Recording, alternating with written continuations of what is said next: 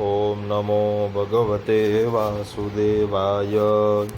श्रीकृष्ण शरणं मम। अथ एकादशस्कन्धे पञ्चदशोऽध्यायः। अष्टादशसिद्धिवर्णनम्। 18 સિદ્ધિઓના નામ અને તેના લક્ષણ. શ્રી ભગવાનુવાચ. जितेन्द्रियस्य युक्तस्य जितश्वासस्य योगिनः मयि धारयतश्चेत उपतिष्ठन्ति सिद्धयः। उद्धव उवाच. कया धारयणाकाश्वीत् कथं स्वीत् सिद्धिरच्युतः। कति वा सिद्धयो ब्रूहि योगिनां सिद्धिदो भवान्। श्रीभगवानुवाच. सिद्धयोऽष्टादशः प्रोक्ता धारणायोगपारगैः तासामष्टौ मत्प्रधाना दशैव गुणहेतवः। अणिमा महिमा मूर्तेर्लघिमा प्राप्तिरिन्द्रियैः प्राकाम्यं श्रुतदृष्टेषु शक्तिप्रेरणमीशिता गुणेष्वङ्गो वशिता यत्कामस्तद्ववस्यते। एतामे सिद्धयः सौम्य अष्टावोत्पत्तिकामताः अनुर्मिमत्वदेहस्मिन् दुरश्रवणदर्शनं मनोजवः कामरूपं परकाय प्रवेशनं स्वच्छन्दमृत्युर्देवानां सह क्रीडानुदर्शनं यथा संकल्पसंसिद्धिराज्ञा प्रतिहता गतिः त्रिकालग्नत्वमद्वन्द्वं परचित्ताद्यभिघ्नता अन्यर्काम्बो विषादीनां प्रतिष्ठभूपराजयः। एताश्चोपदेशेत प्रोक्ता योगधारणसिद्धयः यथा धारणा स्याद् यथा वा स्यान्निबोध मे। भूतसूक्ष्मात्मने मयि तन्मात्रं धारयन्मनः अणिमानमवाप्नोति तन्मात्रोपासको ममः। महत्यात्मन्यमयि परे यथा संसं मनो दधत् महिमानमवाप्नोति भूतानां च पृथक् पृथक्। परमाणुमये चित्तं भूतानां मयि रञ्जयन् कालसूक्ष्मार्थतां योगी लघिमानवाप्नुताम्। धारयान्मय्यहं तत्त्वे मनोवैकारिकेऽखिलं सर्वेन्द्रियाणामात्मत्वं प्राप्तिं प्राप्नोति मन्मनाः।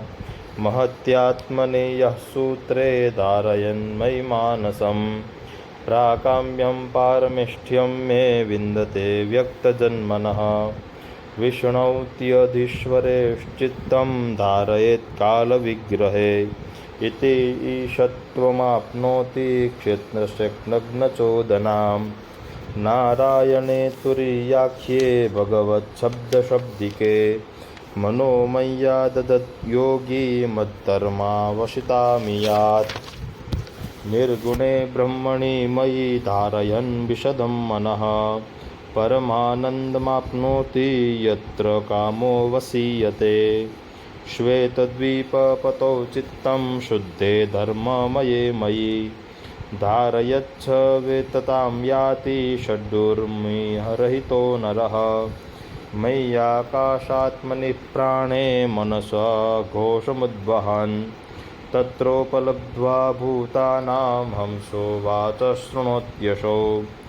चक्षुस्त्वष्टस्तरी संयुज्य त्वष्टारमपि चक्षुषि मां तत्र मनसा ध्यानं विश्वं पश्यति सूक्ष्मदृक्। मनोमयि संसृज्य देहं त्वदनुवायुना मद्धारणानुभावेन तत्रात्मा यत्र वै मनः।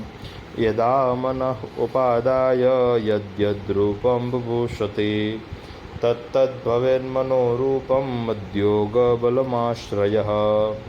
परकायं विसंसिद्ध आत्मानं तत्र भावयेत् पिण्डं हित्वा विशित्प्राणो वायुर्भूतषडग्रिवत्।